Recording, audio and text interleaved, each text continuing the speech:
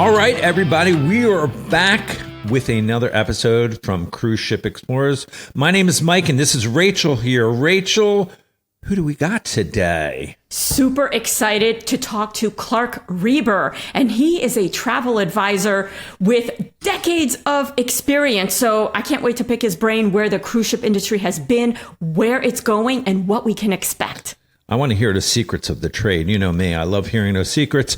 And speaking of secrets, which is not a secret, we're going to bring you an episode each week that's going to have interviews from cruise staff, cruisers, and guess what else, Rachel? Celebrity entertainers. We're super excited about this. But this week's episode is amazing. So shall we get started? We do, but we must not forget. If you like what you see here, subscribe and like to our channel. We really appreciate it. It keeps everything going. And let's get right into talking with Clark. Here we go. Hey, everybody. Welcome to Cruise Ship Explorers. Thank you for joining us on another amazing episode. We have such a great guest with us. He has owned several travel agencies. He's a cruiser himself. So much experience in the world. I am so excited to talk to him today. Rachel, who do we have? We have Clark Reber, and I cannot wait to pick his brain, not only from the cruiser side, but what his views are in the cruise industry in general and where he thinks it's going. Yeah, so Clark, welcome to the show. Thank you so much. Thrilled to be here. Yeah, so Clark, tell us a little bit about yourself and your background, and go for it. Let's hear it. Well, I was born and raised in the travel industry. I started in my family's travel agency in suburban St. Louis a long time ago. I put some years on that, but then kind of shifted to the other side of the fence to the cruise industry and worked for a major cruise line for 27 years. So I've been on both sides of the fence, but at heart, I'm still a travel advisor. Always will be.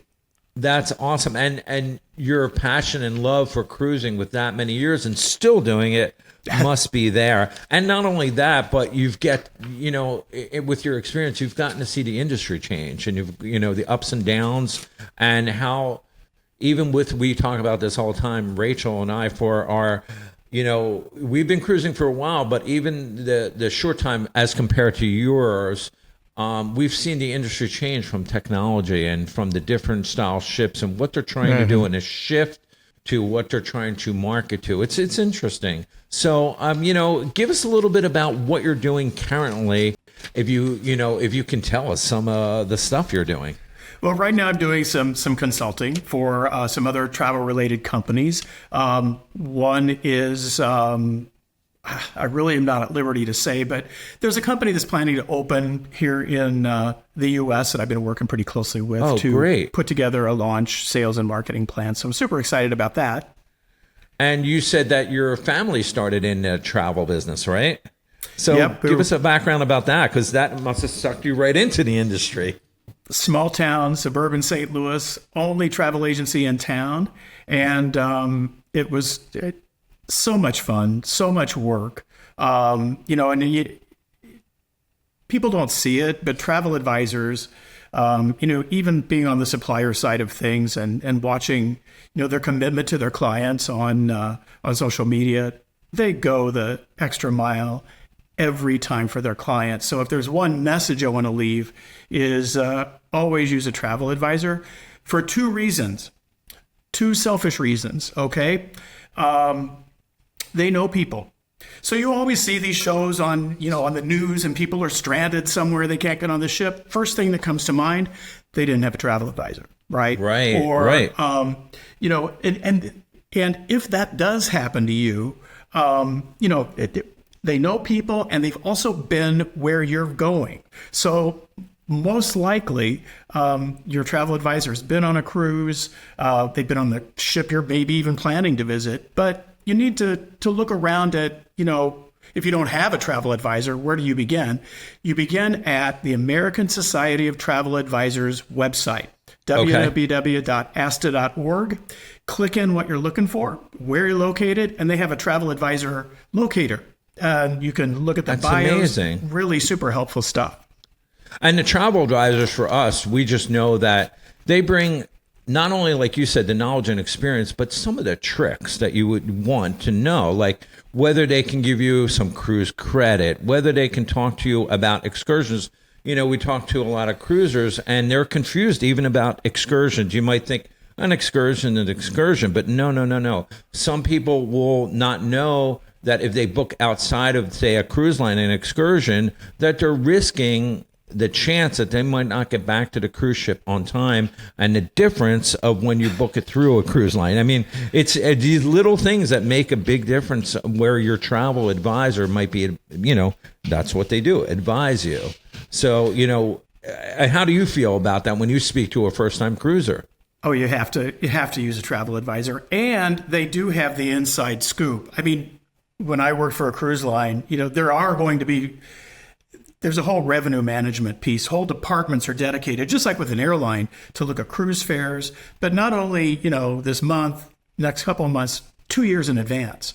So they look at where do they need to place group business to make sure they have a good base on the ship early on.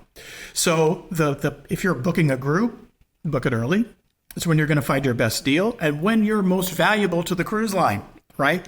Close in, they're going tactical. They start selling by price to fill the ship and to top it off at the 11th hour. What people don't realize is, and this is true of many of the mass market lines, is the cruise lines make the same amount of money on the cruise fare as they do on board.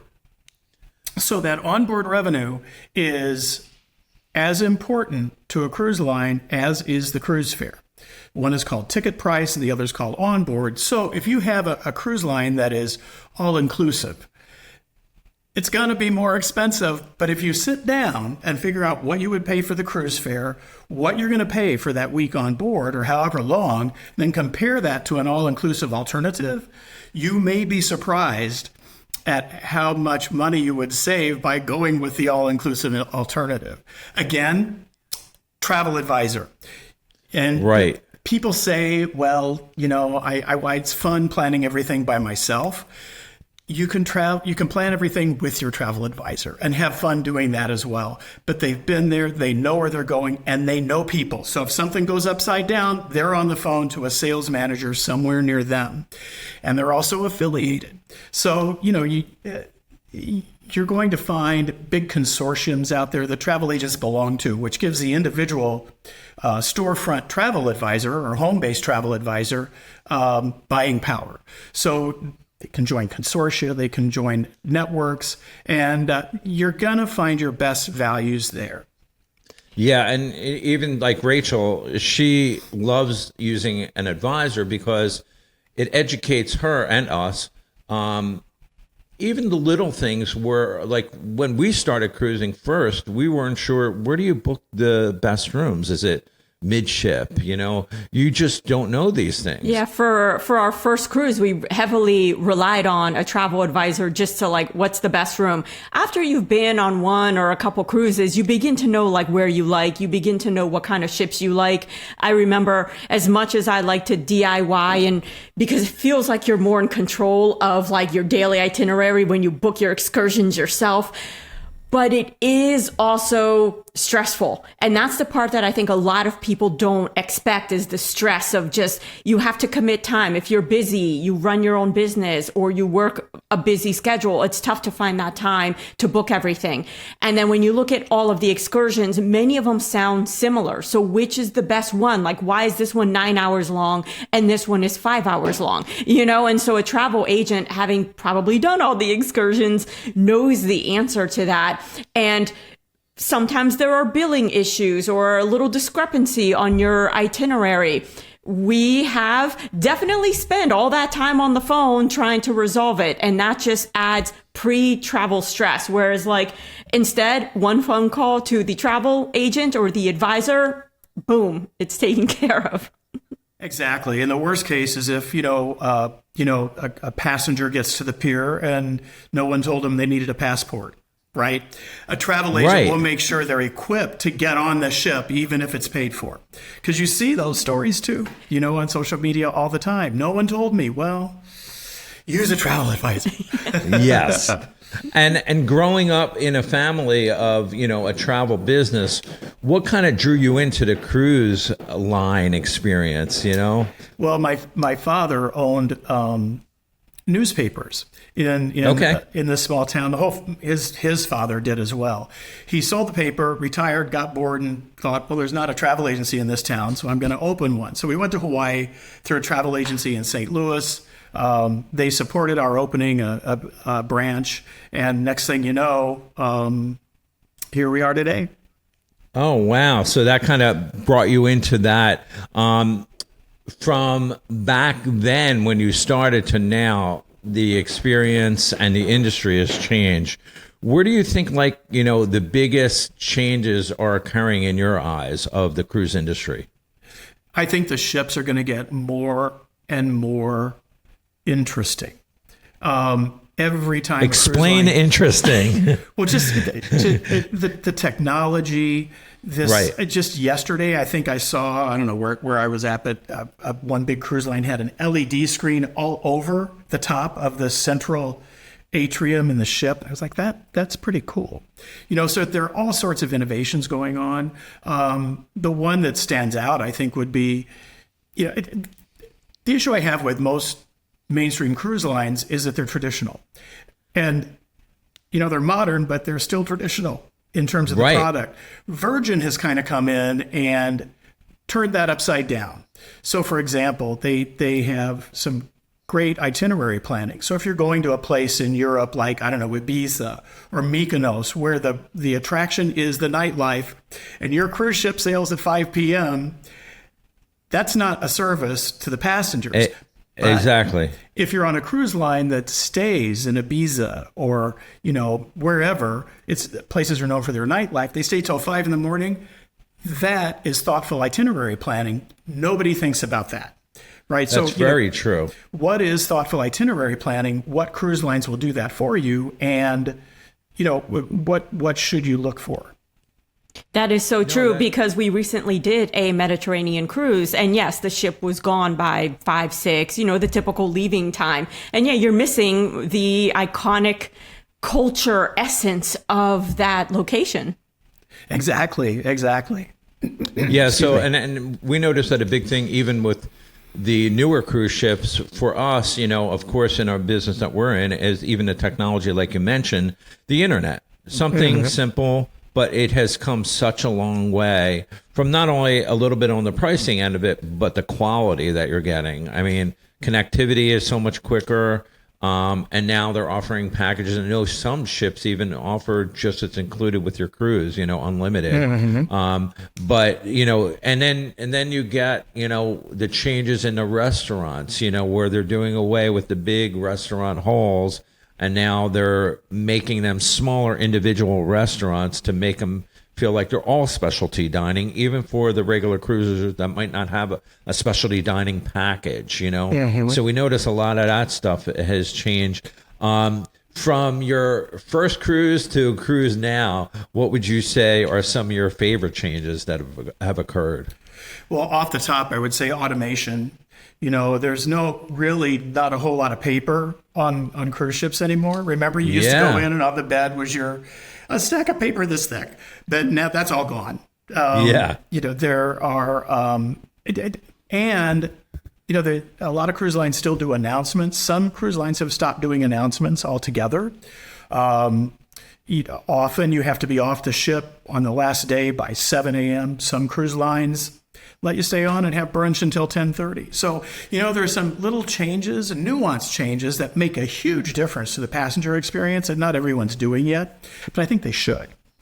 Yes, I think it's headed that way, and I think it will, even for us, missing out on a few cruises, from, the COVID era to, getting onto a cruise ship just a few months ago. Things have changed. Even, when they do the drill, it's, not everybody crammed into one place. Now it's like, check in, let me see your ID and all this good stuff, ask a few questions, and you're on your way. It's so much different. And along that line, one other thing, one cruise line came out a long time ago with an enclave, a suite enclave on the top of the ship, right, which was very special.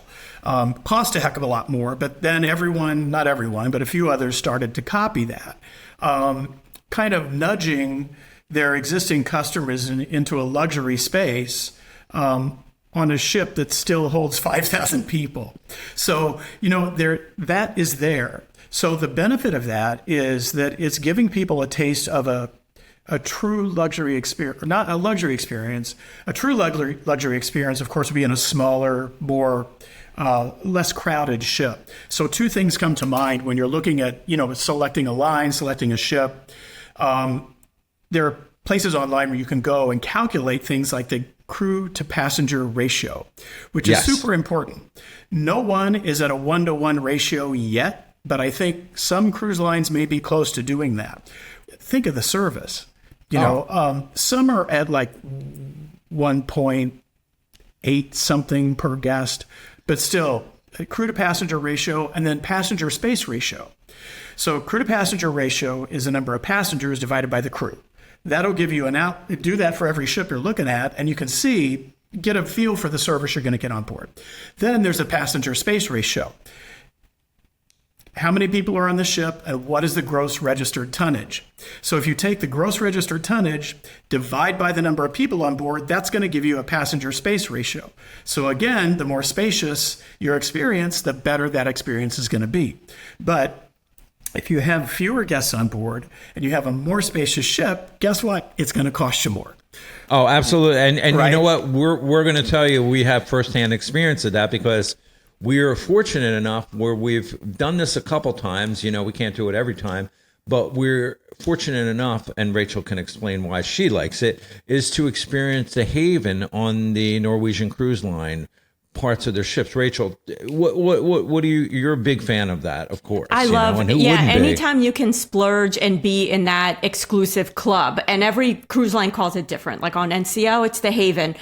You get an exclusive pool area where the passenger to crew ratio is higher. Typically, you get a lot more space. So all these terms that you were throwing out immediately had me picture the Haven. You get your own restaurant. And we've been many years ago to the big dining hall, and it's fun, but when you're there, when it's the most crowded, it takes a long time for your waiter to come. Like it's a little bit chaotic and stuff. And you get your meal, and the meal is great, and it's all great. But there's something about the Haven where you get that elevated staff experience. There's even your own concierge, and you don't have to fight for chairs all the time. So it doesn't matter what time we decided to go to the pool area or the sun deck. There was always chairs available. Whereas on the pool deck, it's like a military strategy at 700 hours. We're going to descend upon the pool deck because we are going to go to port side, section A, locate our chairs. We're going to claim them. And then you're going to fist fight anybody that comes near. It's like a whole, you got to have it planned. It's the truth. And so we found that is a big part of the change since when we first started cruising, and they developed that whole, whether it's a Haven, and like Rachel said, every ship has their own title for those special sections. It really just makes it seem like you feel like a first class, like you're at say a Four Seasons hotel or something of that nature, which is unique. And, I think more and more ships are headed to develop that. Virgin, you mentioned, just that ship in and of itself has a lot of different things that a lot of cruise ships don't have. And then, when you've done the Haven and you're used to it, and what's great about that is if you go back on the same cruise line over and over again, you will get to know the people who are working in the Haven, right? You know exactly what I'm talking about. Absolutely. It's a great experience. But what next? What about exactly a smaller, the per diem is about the same because what you're paying to stay in the Haven. But what about like a Windstar cruise line or a Sea Dream Yacht Club or something a little more nuanced with fewer people that's going to give you something different and something a little quieter on a ship that's going to be able to go into more smaller ports because they have a shallower draft on the vessel. So no, absolutely. That's great. I was going to say we just interviewed actually a guest entertainer that works on some of those ships, and they said okay. exactly the same thing you did. We asked her because we said, well, on your contract is up. If you go out as a cruiser, what do you like to do? She goes, I go right back onto that ship. And I go, well, why don't you go on some of the bigger ships like an Icon of the Sea? She goes, they cannot get to these places that these ships get to and the ports they get to. It's a completely different experience. So maybe you can expand just a little bit about those experiences, because you seem to definitely know about them. Case in point, Canary Islands. Most often it's not easy to get to Gran Canaria, right? I mean, it's a long flight. Actually, it's in the middle of the Atlantic, so from the East Coast, it's not that long of a flight. But, it's not just Gran Canaria, or if I'm pronouncing that correctly. But there are cruises that start in the Canary Islands and go around the Canary Islands and give you a taste of places like Lanzarote and all the other different. Lanzarote is all volcanic. It's like walking on the moon.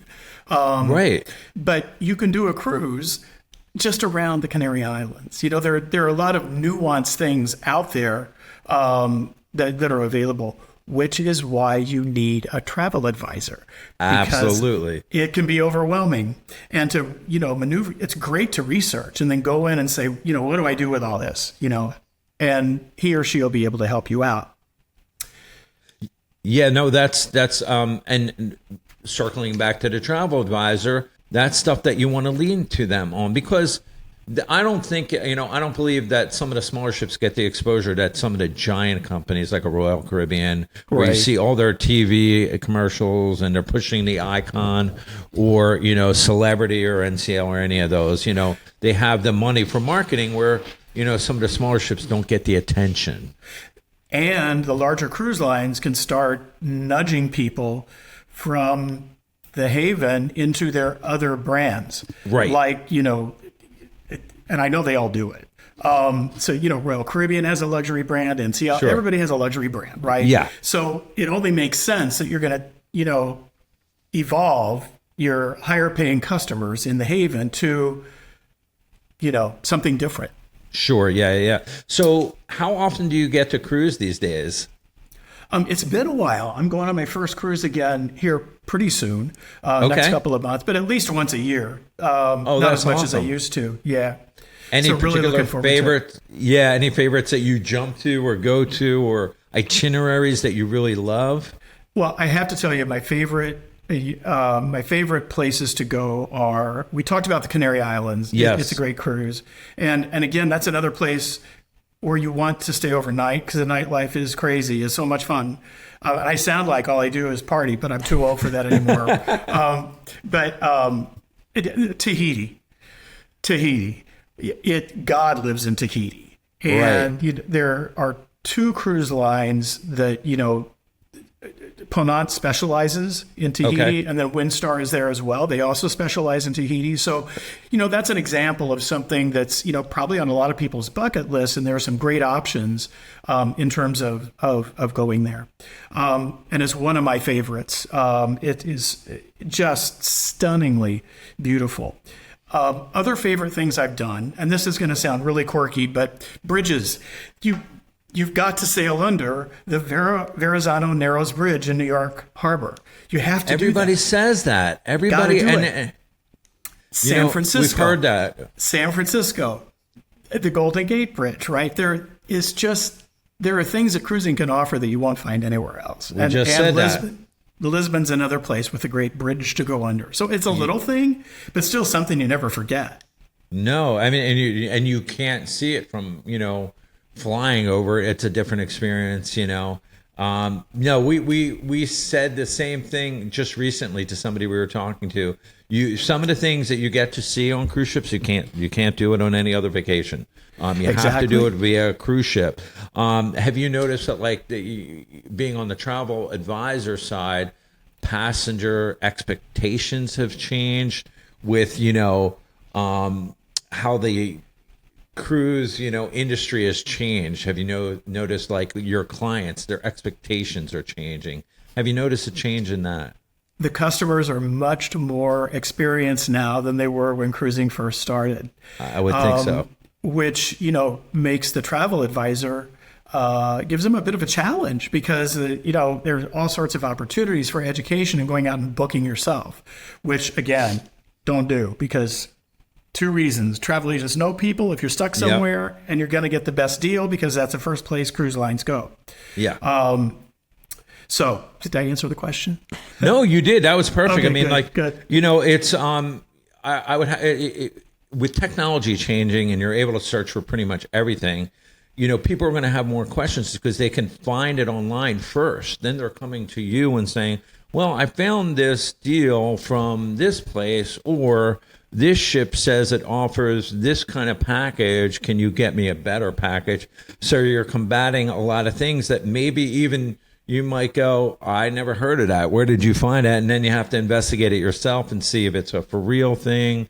Being an advisor, I know that the advisors that we deal with, they know all the tricks. They know everything because they're dealing with it on a daily basis. So when a client comes in and says they have X, Y, and Z, most likely it's something that's not available anymore, or it's expired, or, they're just trying to find something. Like we were just talking to a cruiser, and they were saying they really like the fact that they get, once they book their cruise, maybe, I guess it's a couple months out, they get these emails saying, hey, if you want to, upgrade your room, click here to either bid on a room or, buy an additional upgrade, which is kind of, they felt it was new. I don't know when they started that, but, for them as a cruiser, it was a perk that, they're like, I'm going to bid on this. Why not try it? See if I can upgrade, Yeah. The cruise lines, like I said, they want those ships full.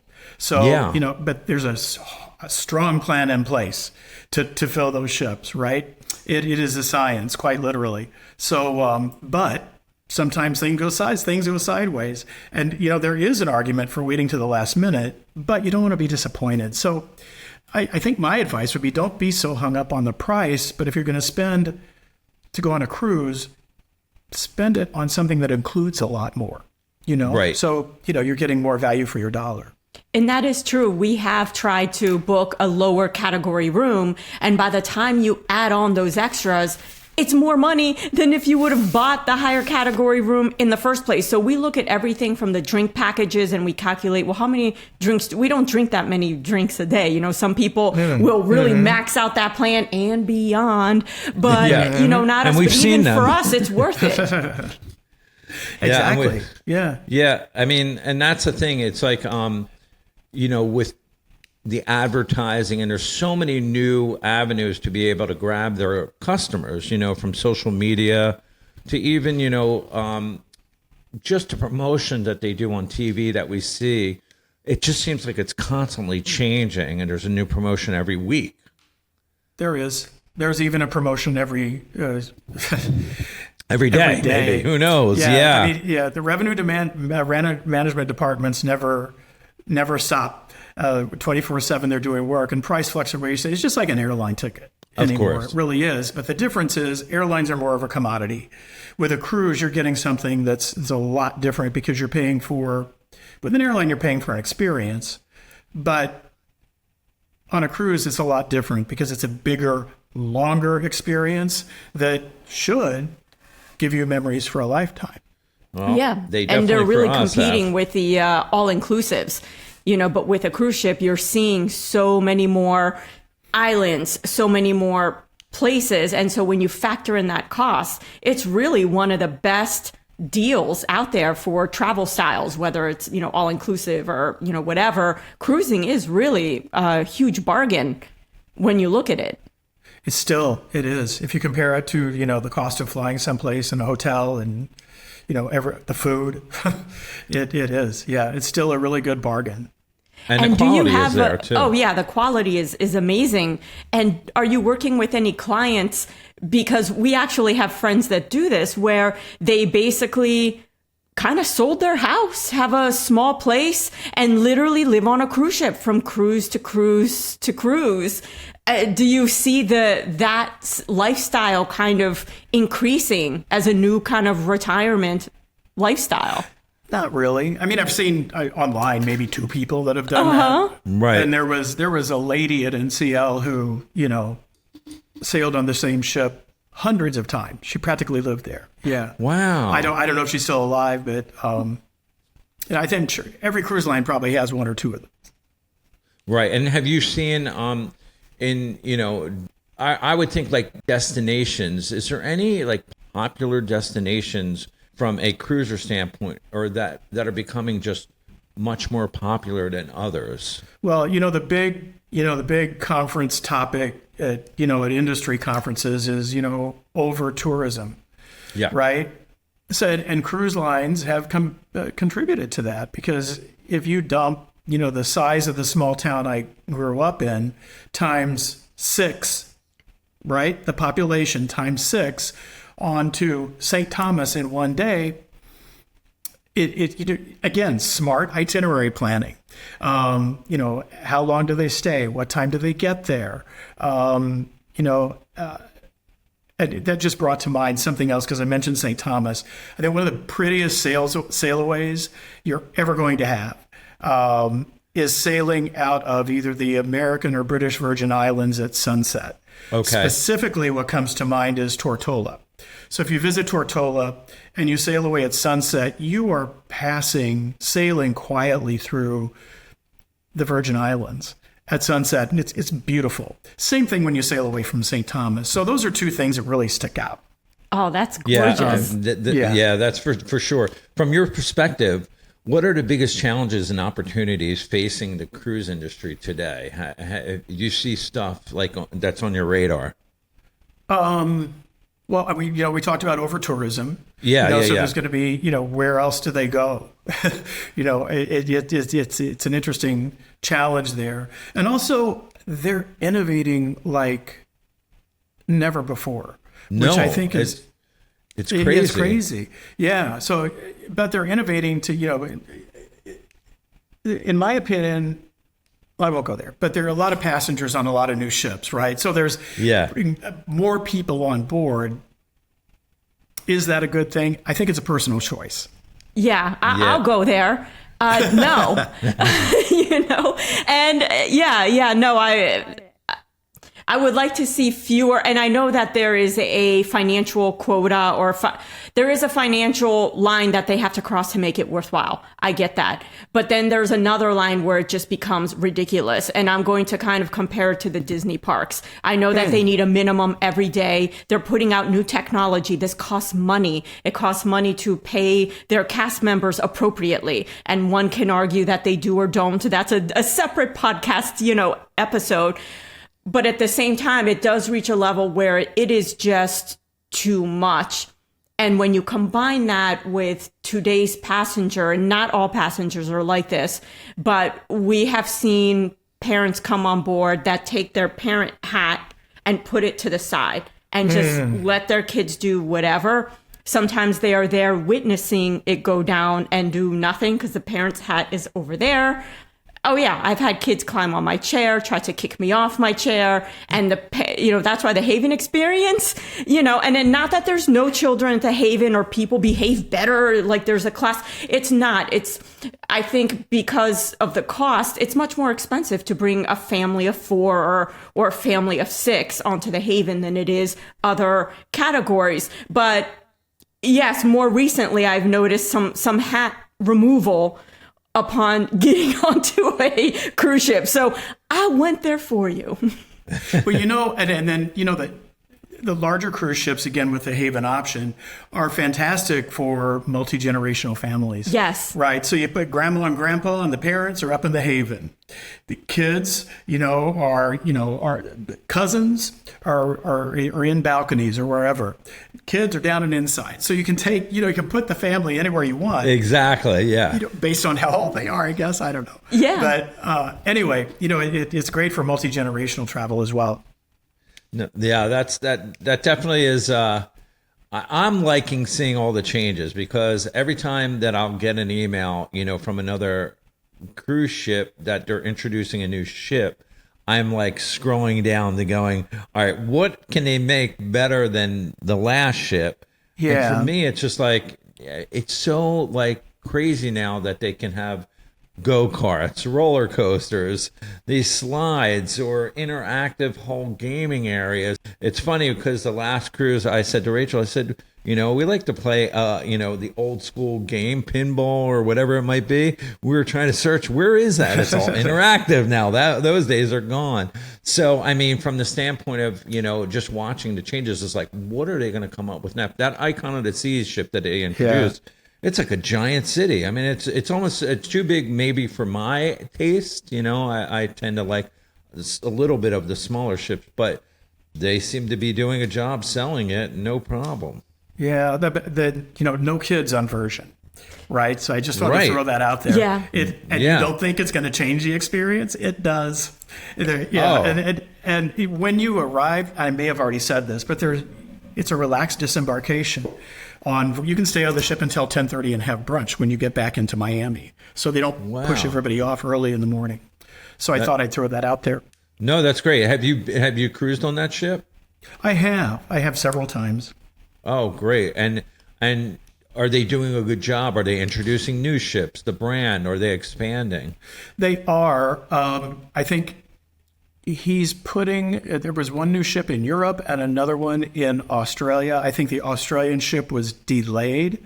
But yeah, he's expanding, not so much here in the U.S., but for the West Coast. I think he's looking at the U.S. West Coast, Australia, and Europe for, future expansion. Oh, that's awesome. So your experience of working for some of the bigger cruise companies, what have been some of the rewards working with them? The people. The people. This industry, the same 900 people run the whole cruise industry. Okay. It's a very collegial bunch. And if you go to conferences and everything, it's a great industry to be a part of. So number one, the people. You got to love cruising. If you don't like cruising, then don't bother. That's one thing. And then what? There's always something for you. If you do like cruising, and maybe so that's again, Travel Advisor comes into play. They can, what do you like to do? How do you spend your time? What based on those questions, what's the best fit for you before you look at any marketing?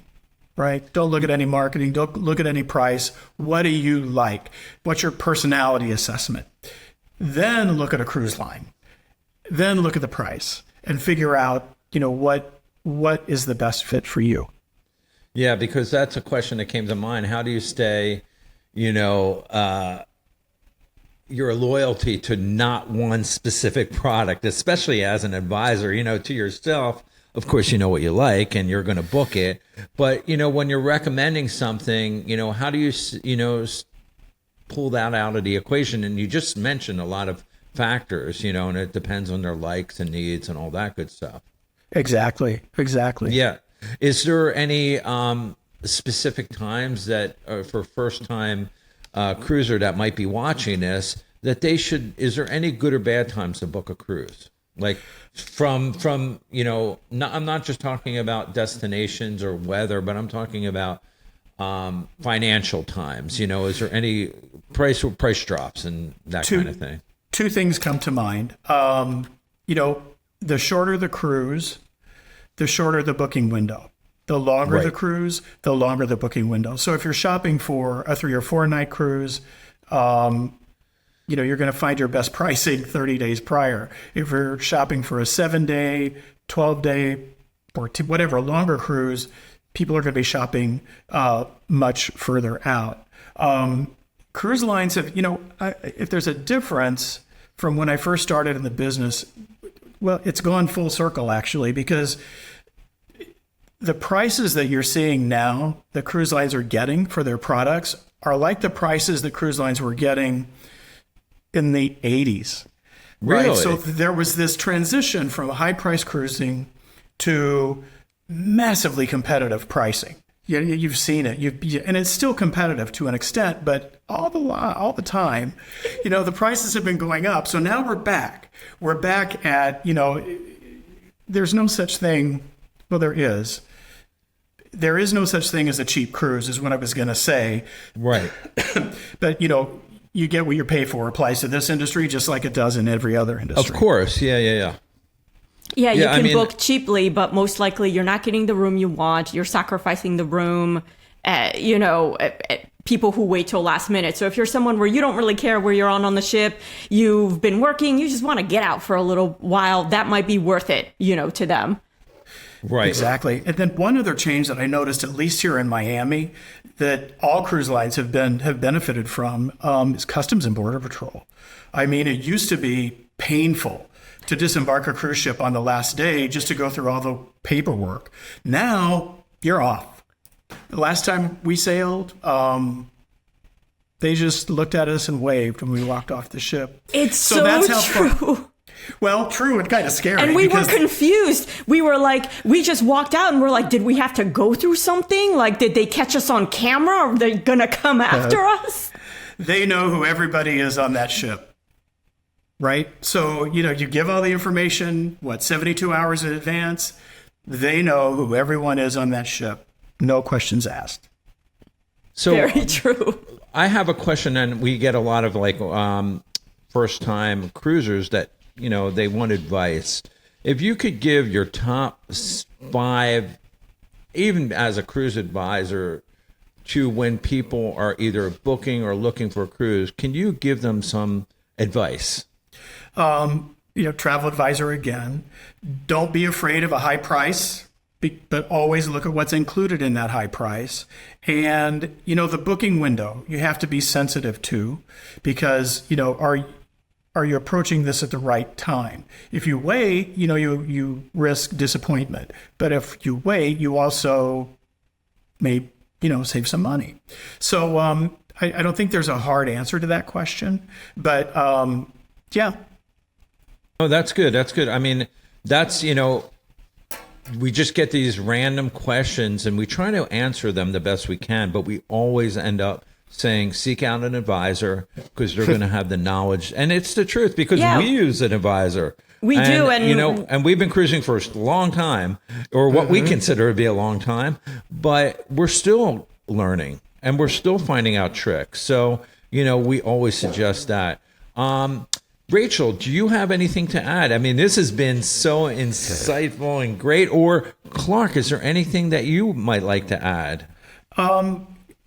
No, I think I'm pretty good. We had talked about. I know we really didn't talk about entertainment, and I wanted to. I'd love to talk about That's actually one of that. our absolute favorites, and something where we've noticed a definite trend in entertainment. From the theaters, they're getting a lot more technologically advanced. I mean, they're almost like Cirque du Soleil level type stuff. Rachel, if I can just correct you, because we'll hit this as a second topic. Entertainment would be second for you. Food is first. You know what? So we're going to. But wait, let's talk. I'm more expert than any travel advisor in terms of what pants to wear. I have several classes of elastic waistbands.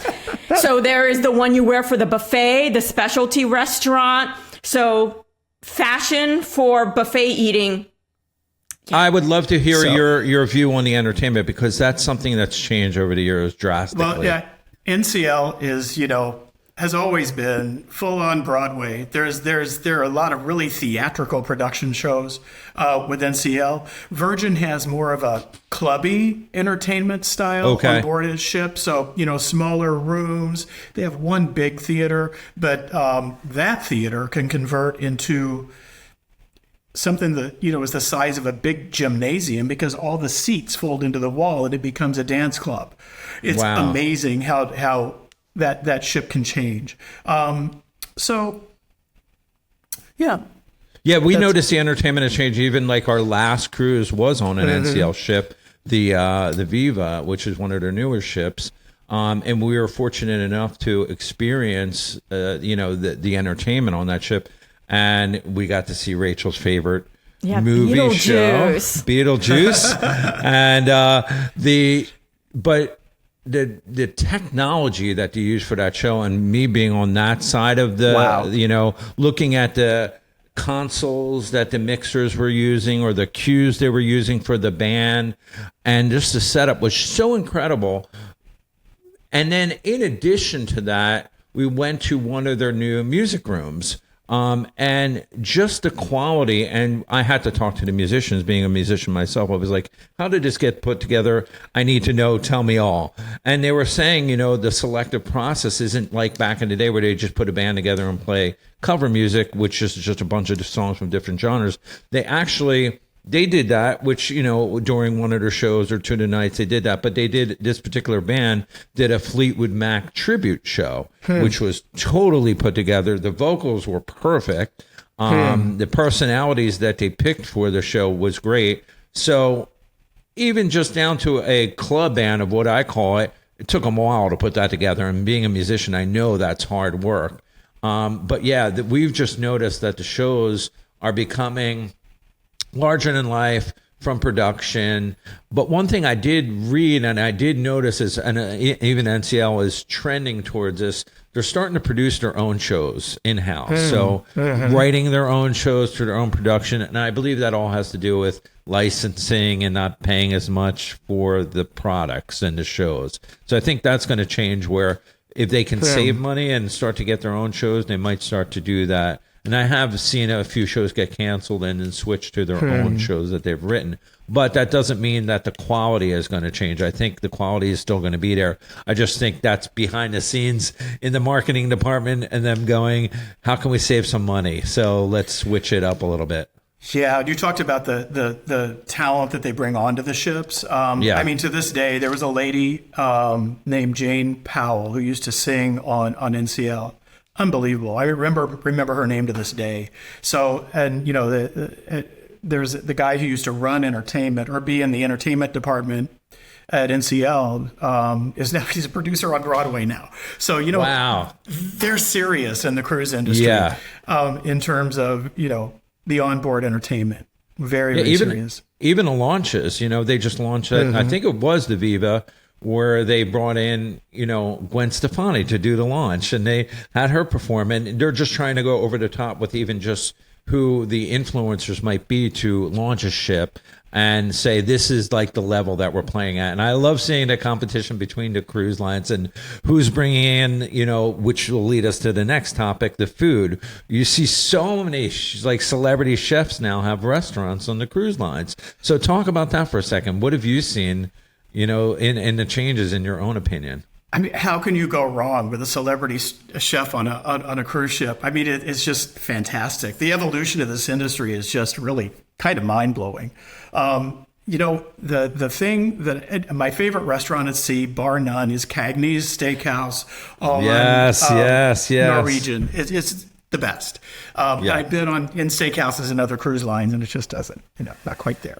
Yeah, no, I agree. And then on the last day, again, I sound like a broken record, but the brunch on Virgin is really, really good. And what a great way you can have it, on the last day, sit there and enjoy your meal while people who are used to cruising are used to getting up at 5 a.m. on the last day and scurrying off the ship. Whereas if there's this brunch going on and you go there, you avoid all that. Then grab your luggage and just walk off through a customs. How beautiful is that? That's great. Exactly. Yeah. Yeah, I mean, and even this, like I said, I think earlier in our talk, how the big change from the giant place where everybody eats, the food hall, whatever what you call those, to now they're kind of making them smaller restaurants. We notice that's a big change. And then the expansion of, say, I think on NCL they have it's a food hall. So they're trying to make it look like those food trucks. They bring in that style and just a different variety. So I think they're really changing for the times. And I think, we have not been on the icon of the seas, but just from the pictures, Guy Fieri has his burger restaurant on there, and there's so many different things. Who would ever think that you would see a Starbucks on the ship? Now that just seems like that's just a natural to have a Starbucks on a ship. So yeah, we really, really enjoy that, and we like those changes. We like that seeing everything change. It's just like, what is going to be next? So we're excited to see the changes for that. That's good. That's good. And for seasoned cruisers, I know everybody has a routine, right? 6 in the morning. I'm an early riser, so I'm up at 6 in the morning. Scurry up to the buffet. Don't want to wait for room service, so go up to the buffet, get 2 hot cups of coffee in glass, not and then take them back to the room and have coffee in the room until you're ready to get out. Right. Right. Then order room service. So it's just so nice that you can stop and do that. Breakfast is waiting. You don't have to really lift a finger. It's awesome. It definitely. We recommend cruising experience. At least try it once, because we feel if you try it once, you're going to get hooked and just keep going. And if you're going to go to Hawaii, that's a great way to see Hawaii for the first time.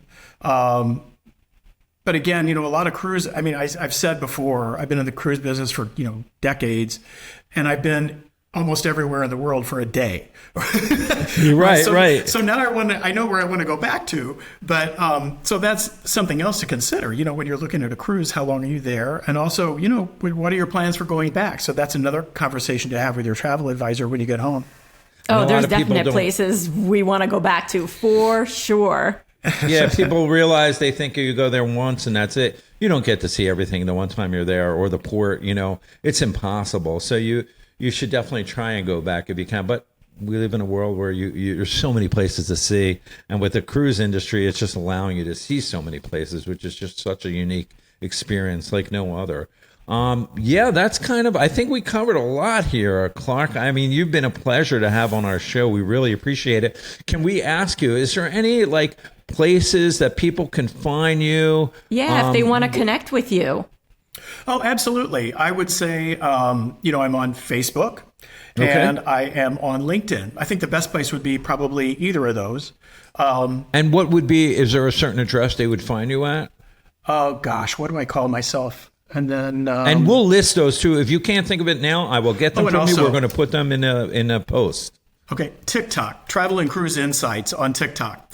But there, I've kind of started talking a whole lot about Miami, because so many cruisers come here, and, so we're spending a couple nights in downtown. And I'm talking about that a whole lot on my TikTok, kind of things people don't think about in Miami. Well, in general, we always talk about this on our interviews as a pro tip, call it. You need to get to whatever place you're going out of at least a day or two early. Not only just because you don't want to miss your cruise or, flight delays or all that, but kind of experience, the place that you're sailing out from. It's like you said, Miami. If you haven't been to Miami, there's so much to see and do. There is. And downtown is right next to the pier. So it's not like it's far. It's beautiful. We love that. Rachel, anything on your end? I want to save some stuff. You're going to go out on your cruise, and then we have to have you back to just kind of get a download of what that was like. That sounds like a lot of fun. Hey, everybody. Thank you so much for joining us on this episode. That was a great episode. We hope you enjoyed it. Great guests. We're super excited. Each week, we're going to bring you a new interview with cruise staff featuring entertainers, cruise chefs, cruise directors, bartenders, whoever we can find, as well as cruisers themselves to tell their individual stories. And we're going to have special guest celebrities. Theme cruises are super big, so we're going to be interviewing a bunch of people. But Rachel, tell them what they need to do to be notified each week. What do you mean do? They should have did. So if you haven't already, smash that subscribe button. That way you don't miss any future episodes. And if you want to watch some of the previous episodes, the best place to do that is our website. And that is cruiseshipexplorers.com. Okay, everybody, you heard it, cruiseshipexplorers.com. Join us each week. We're super excited. Till the next time, see you then.